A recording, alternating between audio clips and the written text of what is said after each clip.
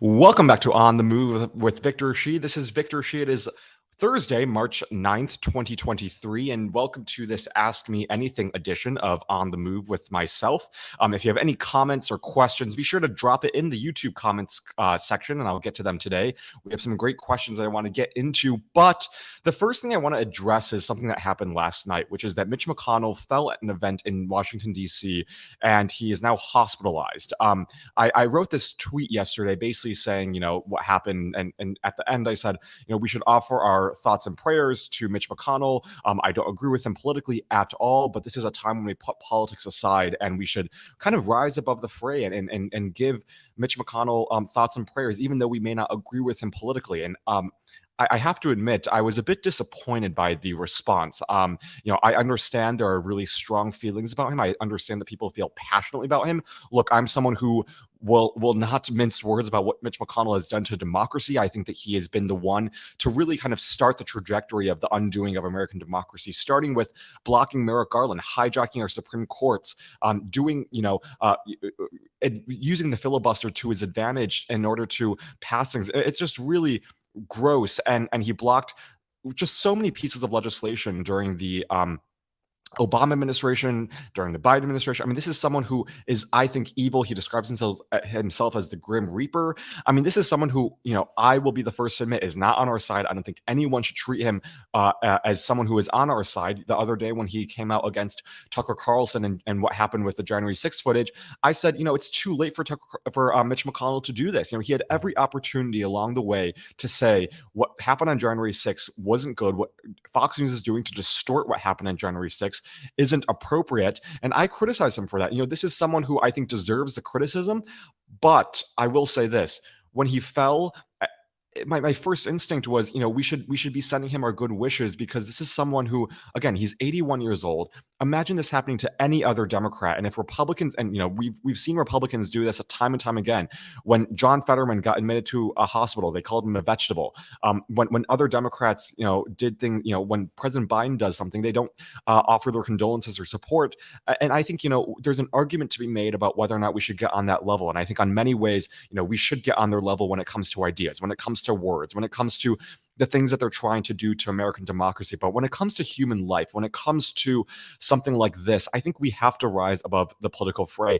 Seeing comments like, no, we won't offer his thoughts and prayers, or no thanks, or, this is someone who has done evil to our democracy. I want to see him die. I mean, it's sad to see, for me at least, as a young person, that this is our political environment where, there was once a time when no matter which political leader on either side of the political ideology got injured, fell, died, at least people could come together and offer their thoughts and prayers. But this is a time when we aren't in that moment. And I think for Democrats, we have to be better than that. I think there are many things that as Democrats we should fight on passionately. We should get in the mud. We should get dirty. But this is something that I think we have to be better on, and this isn't going to look good for us in the long run. So, I think the one option is silence. I think not saying anything about it is okay. Or if you do say something, I think it has to be in support of Mitch McConnell. This morning, I think Hakeem Jeffries did the right thing, which is he, went to the press. He did his weekly presser.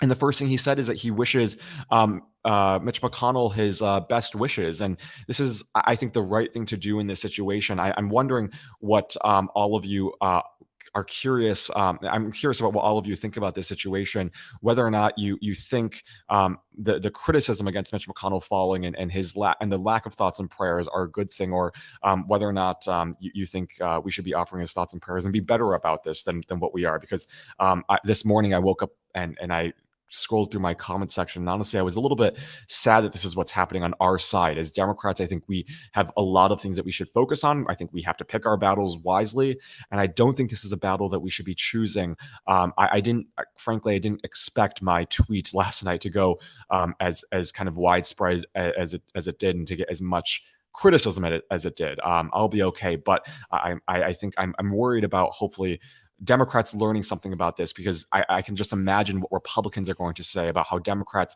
don't even care about an 81-year-old man falling, and when they criticize any Democrat for anything like health related, and we criticize them, it's just not going to look good. So I think we all have to be hopefully just either say nothing or just kind of offer his thoughts and prayers. I think that's all we can do. And then criticize Mitch McConnell when he comes back. When he comes back, if it's the same old, criticize him then. Criticize him on his actions and his ideas, not for falling at a DC event and now being hospitalized. So that's what I wanted to address right off the bat. There were a few things that I saw yesterday that I think are worth addressing. The first is the Republicans are now, right now as we're speaking, they're doing their weaponization of government subcommittee. And right before I got on, I was watching a couple of clips between Jim Jordan and Stacey Plaskett, who, as we all know, was one of the House impeachment managers during the second impeachment trial when she led us through that January 6th footage in a really effective and efficient way. And this morning, it was just one of those things where, Democrats, I think, are really starting to learn what it means to push back against Republican lies and how to do it. Yesterday, we saw Jamie Raskin do that during his committee hearing with Lauren Boebert, basically calling out the lies that the Republican Party are spreading about COVID and coronavirus, and basically saying, what their claims about free speech are is just doesn't hold any water. And he does it with facts and logic and common sense. And it's really amazing. If you haven't watched Jamie Raskin's clips yesterday, I highly urge you to do that. And this morning, Stacey Plaskett did the same thing. She basically said, Americans see right through what you're trying to do, Jim Jordan. They got into a bit of an exchange, and Stacey Plaskett offered, she was calm, she was collected, while Jim Jordan was yelling, he was shouting, he was getting all angry. This is someone who's a bully, I think, and Stacey Plaskett is really showing us how to confront a bully, and I think it's really effective. So, I'll be watching that. I'll be tweeting about the weaponization of government subcommittee later today. But it was really, I think, just based off of what I saw, I think Democrats are really starting to learn, with Republicans and their absurdities, don't ignore it. Confront it head on. Use logic, use facts, use common sense, and let that be the guiding light of your argument. And I think both Jamie Raskin and Stacey Plaskett, who actually got taught by Jamie Raskin. So there's a little bit of, I think, law school and professor and student there. But you can really see a lot of those same tactics being used. And it's just masterful how they're able to call them out. And I see someone in the comment section said, Jamie Raskin is a legend and does the best takedowns. I agree. He is a legend. So is Stacey Plaskett. But there are so many other great Democrats right now who are able to call out Republicans. People like, I'm just naming off the top of my head, Mallory McMorrow from Michigan, Malcolm Kenyatta from Pennsylvania, Alexandria Ocasio-Cortez, Akeem Jeffries, Daniel Goldman, Maxwell Frost, Pramila Jayapal. I think all of these people are so good. Eric Swalwell. We have so many great people. Katie Porter, Adam Schiff. All of these people are so good. They represent the strength of the Democratic Party. They are such great communicators, and they're able to be calm while doing so. That's something I noticed. The Republican side is so loud. They are so angry. They are so vicious in their line of questioning. And Democrats, they just point out their absurdity, calmly collected. Pete Buttigieg is someone who also represents that. And I think it's just, it shows the contrast between the two parties and how they approach the situation. I think in the long run, it's going to be Democrats that will win this battle. So it's quite amazing. And I hope all of you, if you have a chance, I know we don't live on C-SPAN. We don't watch C-SPAN all day long. But if you have a chance to check out those clips on Twitter, I highly urge you to do so. There are two accounts that I get it from. First, Aaron Rupar, and then the second is ACYN. I don't know how to pronounce that, but he's also one of those people on Twitter who provides constant updates about what's happening in Congress.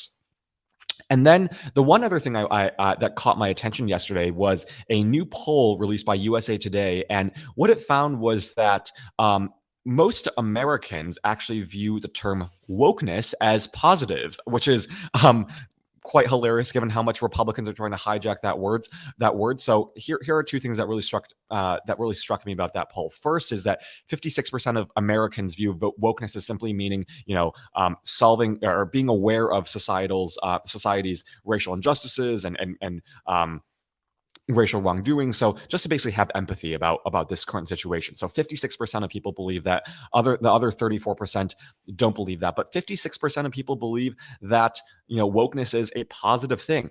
And then when you go into the kind of more granular level with just the age breakdown, you see that between the ages of 18 and 34, that's the most number of people who support wokeness being a positive thing.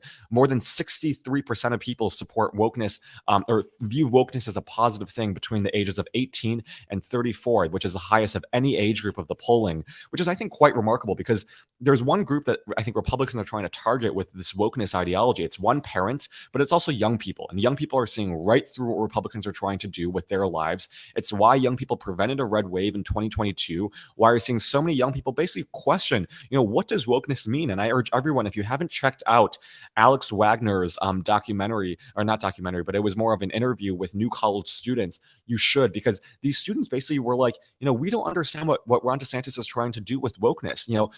Doesn't that just mean empathy? Doesn't that just mean being aware of, societal's wrongdoing and racial injustices? And they see right through what Ron DeSantis is trying to do. So I think, to the Ron DeSantis of the world, to Kevin McCarthy, who used woke in a tweet today, it's not going to prove as well as you think. I think most Americans see through this culture war stuff, and I think this should also show Democrats not to be afraid to engage in these culture war battles. Most people don't agree with what Republicans are trying to do, so for Democrats, we have to call them out. We have to point out that what they're trying to do is they're trying to hijack words and they're making stuff up. I've told the story, I think, before. I don't know if it was on this platform or not, but I was talking to a friend of mine, and we didn't even know what the term wokeness meant until Republicans started to use it. We didn't know what CRT meant until Republicans started using it. CRT is something that's taught in law school and not in high school and not in middle school. And so I think for Democrats, when we hear words like wokeness and CRT and Republicans trying to literally twist words in order to basically inflame culture wars and get parents and students to think about, what they're being taught isn't true, I think for Democrats, we have to push back against that directly and not be afraid to call out these Republicans who are trying to perpetually, twist American history and whitewash American history and try to, censor basically Black history from being taught. So I think that was really interesting, but really gave me a lot of joy to see that most Americans do not view wokeness as a negative thing or as a excessively political correct ideology.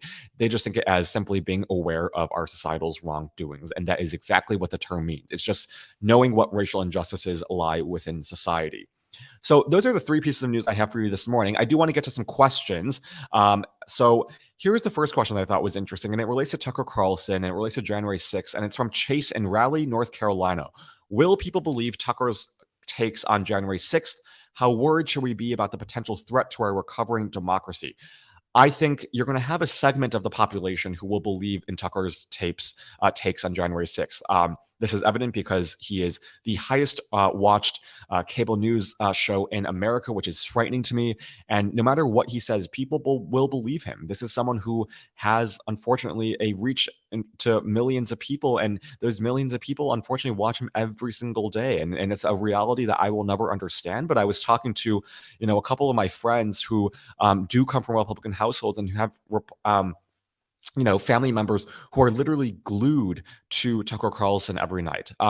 They view him as a friend. They view him as someone who they can trust. They view him as the truth. And I think that's really dangerous because and this, I think, addresses your second question, Chase, which is how worried should we be about the potential threat to our recovering democracy? And I actually have a piece in Resolute Square that I don't know if it's dropped yet, but it will drop today, about the threat that this poses to democracy. If you watch Tucker's clips, it's not just the distortion of January 6th, as dangerous as that is. He's saying that it's a mere tourist visit. He's distorting and editing the clip so it fits his narrative about January 6th being a mere tourist visit. But he's taking it a step further, which is basically he's saying that what Democrats and what we have been doing is just a lie. He's saying that we are the people who are on the wrong side of history. We are the people who can't be trusted in this January 6th truth, sphere. And it's really dangerous because he's literally sowing doubt in elections. He's sowing doubt in political institutions. He's sowing doubt in facts and truth themselves. And I think for Tucker Carlson, I think I can't see any other way that this is going to end other than there will be more violence. He's normalizing what happened on January 6th. He's saying that what we are saying about this being a threat, we all saw what happened. There was violence. People were storming the Capitol. They were breaking windows. They were, trampling police officers. There was violence. And what Tucker Carlson is doing is he's normalizing that violence for his political advantage. And he's basically laying the seeds for the next January 6th. the next, you can just imagine in 2024, if Republicans don't win, they're going to challenge elections. People are going to, go into arms, and they're going to fight what happened. And it's just really dangerous. I can't overstate how dangerous this is for our democracy. And I think for all of us, we have an important role to play, which is first, call cable carrier, tell them to get rid of Fox News. Call the companies that are still advertising on Fox News, or boycott them. This is something that will, I think, really kind of affect their bottom line, which is something that Rupert Murdoch said. It's about the green. It's not about red or blue. It's about the green, which is the money. So if we can somehow get rid of the money and make sure that Tucker Carlson exists in this kind of isolated vacuum, maybe that's the solution. But this, $1.6 billion in lawsuit, I think, is also going to be important. The punitive damages, I think, are going to be important. But we have to send Fox News an important message, which is that, facts matter. We can't let them continue going on with their lies and intentionally misleading their audience. So we'll see what happens with Fox News. I have time for one more question, which is, let's see. Haley from Detroit, Michigan asks, is political activism and mobilization the key for young people to get debt relief? Do you think we are making our voices heard? Really good questions. I think for student debt relief in general, I think, unfortunately, this is an issue that is up to the Supreme Court at this point. I'm not sure, given the composition of this court, what they're going to decide. They heard arguments last week, and it seemed like there is a slight possibility that they might be on Biden's side, but I don't want to make any guesses with this right-wing Supreme Court.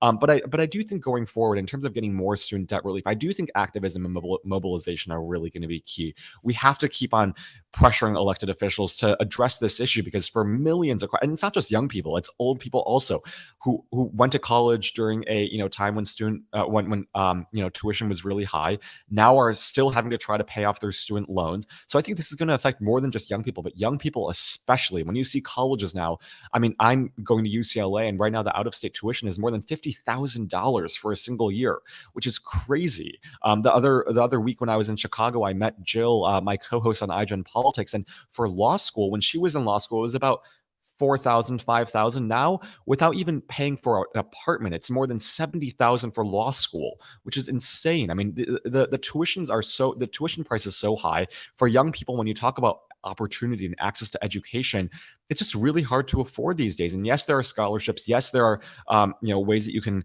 kind of get by, but it's still really hard for young people to get through this massively high tuition. So I think activism and mobilization and young people and people putting pressure on their elected officials to address this is going to be really important. And I do think we're making our voices heard. Otherwise, President Biden wouldn't have taken up the issue. So he addresses what young people, I think, are concerned about. He addresses the things that are immediate in our lives, but we can't stop here. And I think right now we'll see what the Supreme Court does when it comes to this issue, but we have to keep on making our voices heard. And I think young people especially have an important role to play in this. Those are the couple of questions that I have time for today. There are so many more questions.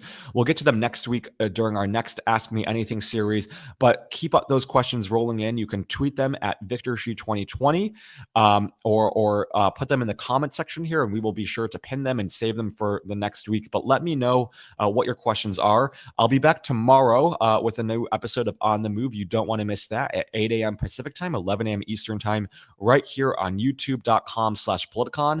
And I can already tell you next week is going to be a great week. We have some amazing guests lined up, and you don't want to miss that. Every day at 8 a.m. Pacific time, 11 a.m. Eastern time, right here on youtube.com/Politicon.